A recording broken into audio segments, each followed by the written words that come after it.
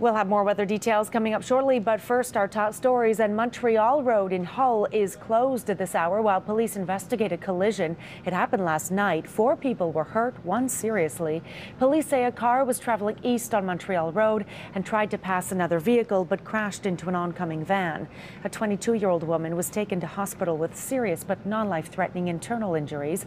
Police say the driver of the car will likely be charged with reckless driving. A petition has been presented to President Barack Obama calling on the United States to formally apologize to Canadian Meher Arar. A coalition of U.S. human rights and religious groups presented the 60,000 signatures to Obama this morning. Back in 2002, Arar was detained in New York, accused of having links to al-Qaeda, then deported to Syria. When Arar returned to Canada a year later, he said he had been tortured. The Canadian government has acknowledged that Arar was mistakenly identified as an al-Qaeda supporter and officially apologized. The U.S. has not. A plan to restore order is being ignored in Quebec as students vow civil disobedience and a summer of demonstrations. Reporter Melissa Lamb is live with the latest on how the students and other groups will mark an anniversary many wished had never arrived. Melissa. Well, Annette, today marks 100 days since students walked out of class, and student groups say they will continue the fight, even if it means breaking the law. Bill 78, an emergency law adopted on Friday, calls for organizers to give police 8 hours of notice when and where protests will happen. Students have not followed this bill and have become defiant by encouraging anyone against the law to post their photo on a new website. On Monday, the website was overloaded with submissions.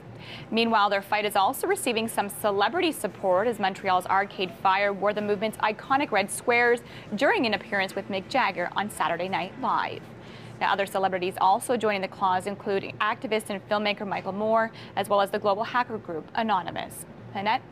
All right, Melissa, thanks for that. A 44-year-old woman is in police custody in New Jersey in the robbery and stabbing deaths of 2 Canadian women. Police say they were stabbed a number of times during a mid-morning robbery yesterday near the city's casino district. The victims' names have not been released, but police say one is 80 years old, the other 47. A police officer on patrol witnessed the robbery and arrested the suspect at the scene.